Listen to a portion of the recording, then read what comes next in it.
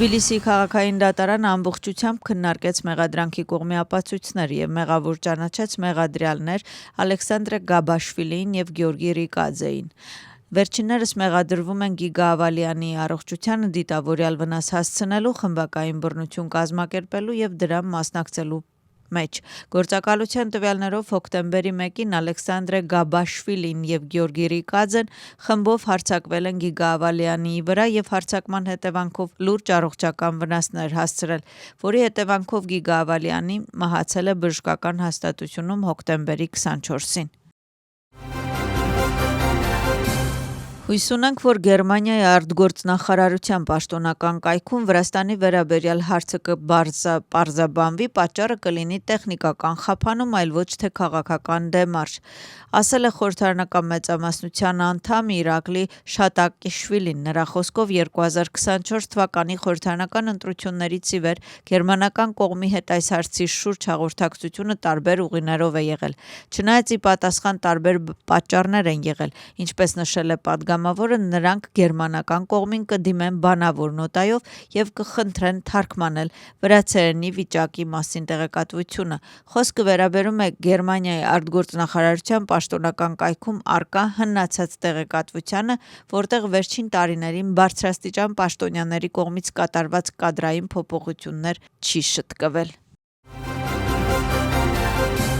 Ուկրաինայի կառավարությունը ապաստան է տալիս Վրաստանում ծանր քրեական հանցագործություններ կատարած անձանց, նրանց տալով բարձր քաղաքական կամ այլ վարչական պաշտոն։ Այս հայտարարությունը արել են վրացական երազանքի անդամները, մեկնաբանելով Ուկրաինայի կառավարության կողմից Զուրաբադեիշվիլիին Ուկրաինայում միջազգային ոստիկանական համագործակցության դեպարտամենտի տնօրեն նշանակվելը։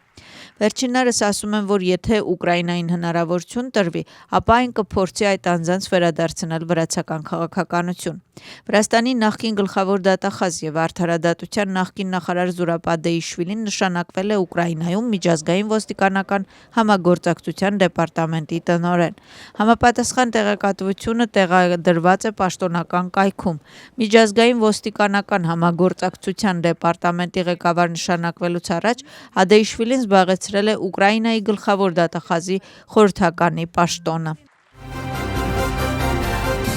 Երկաթուղու արդիականացում, նոր շոգեքարշերի եւ վագոնների ձեռքբերում, լրացուցիչ ուղղությունների նշանակում եւ հին երկաթուղիների վերականգնում։ Երկաթուղիների նախարարությունը ներկայացրել է այս ուղղությամբ 2026-2028 թվականների ծրագիրը։ Վարչապետի խոսքով օգոստոսին կավարտվի Թբիլիսի-Բաթումի երկաթուղու վերականգնումը, ինչի արդյունքում մի ուղղությունից մյուս ուղղություն հասնելու համար կծախսվի 1.5 ժամով քիչ ժամանակ։ Օգոստոսին նաև կավարտվի Թբիլիսի Ախալցիխե երկաթուղու վերականգնումը, ինչի արդյունքում կվերականգնվի 2009 թվականից ի վեր չգործող երթուղին, ծախսված ժամանակը 6 ժամի փոխարեն կդառնա 3 ժամ։ Բացի այդ, լիարժեք կվերականգնվի Բորջոմի Բակուրյանի պատմական գնացք, այսպես կոչված Կուկուշկան։ Աննակլիայի խորջրյա նավահանգստի խորացման վերաբերյալ նախագծի բյուջեն նվազեցվել է $52 միլիոն։ Այս մասին հայտարարել է վարչապետը։ Իրակլի Կոբախիձեի խոսքով կառավարությունը ամեն ինչ անում է, որպեսզի ենթակառուցվածքային նախագծերը իրականացվեն նվազագույն բյուջետային ծախսերով։ 157 ընկերությունների համար որոշակի վերապահումներով չեղարկվել են մինչև 1 միլիարդ լարիի տուգանքներ։ Նոր պայմաններում, եթե ընկերությունները խախտեն թարմացված ժամկետները էներգետիկ նախագծեր իրականացնելիս, ապա պարտավոր կլինեն եւ վճարել հին տուգանքները, չեղարկվածները եւ նորերը։ Կառավարության տվյալներով որոշ ընկերություններ հրաժարվել են օգտագործել առաջարկը։ Արդյունքում 537 միկրովատ հզորությամբ նախագծերը կդադարեցվեն, չնայած 1560 միկրովատ հզորությամբ նախագծերի իրականացումը կշարունակվի։ Դրամաշնորհների մասին օրենքում պատրաստած փոփոխությունները քննարկվել եւ աջակցվել են իրավական հարցերի հանձնաժողովի կողմից։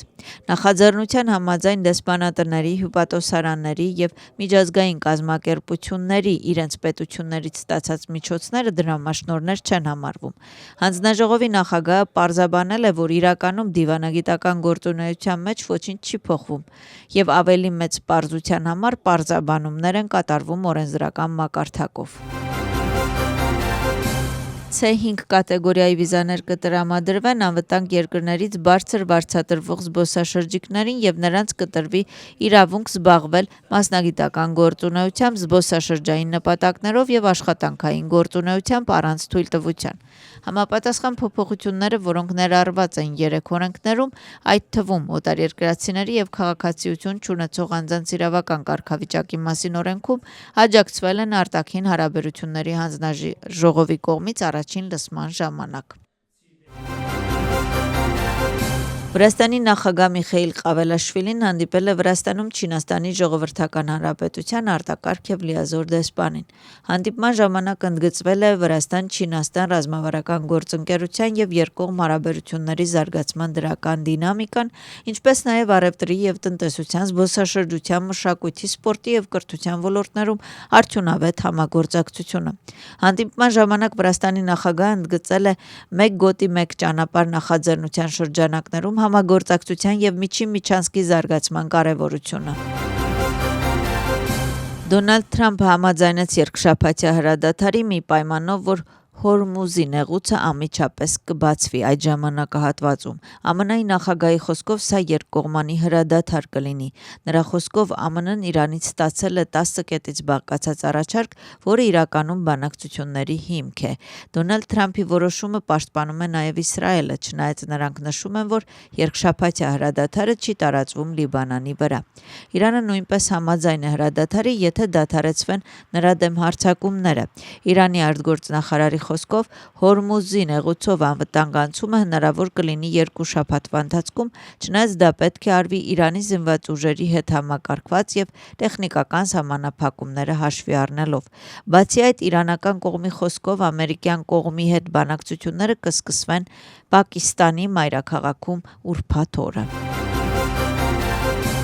BBC-ն հղում անելով իրանական լրատվամիջոցներին հրապարակում է Թեհրանի կողմից մշակված 10 կետանոց հրադադարի ծրագիրը։ Ծրագիրը նախատեսում է Հորմուզի նեղուցի բացում, Իրանի վերակառուցման ծախսերի փոխհատուցում եւ տարածաշրջանում բոլոր հակամարտությունների դադարեցում։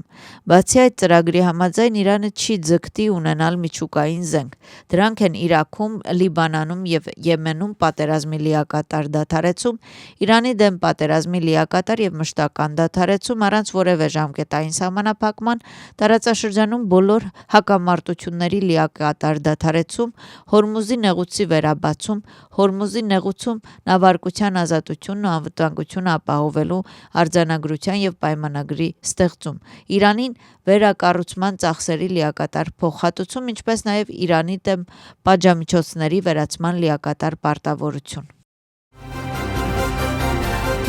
Իրանի եւ ԱՄՆ-ի երկշաբաթյա հրադադարի ֆոնին հում նավթի գինը կտրուկ նվազեց, 1 բարելի գինը իջավ $100։ Այս մասին հաղորդում է Axios-ը։ Հոդվածի համաձայն սա նավթի գների ամենամեծ անկումն է 1991 թվականի Պարսից ծոցի պատերազմից ի վեր։ Ջյուդոյի Եվրոպայի առաջնություն Թբիլիսին ապրիլի 16-ին կընդունի մայրցամաքային առաջնությունը։ Մրցաշարին կմասնակցի 46 երկրի 400 մարզիկ, այդ թվում 18 վրացի։ Վրաստանի առաջին ալիքը եւ առաջին ալիք սպորտը ձեզ կառաջարկի ուղիղ հեռարձակումը։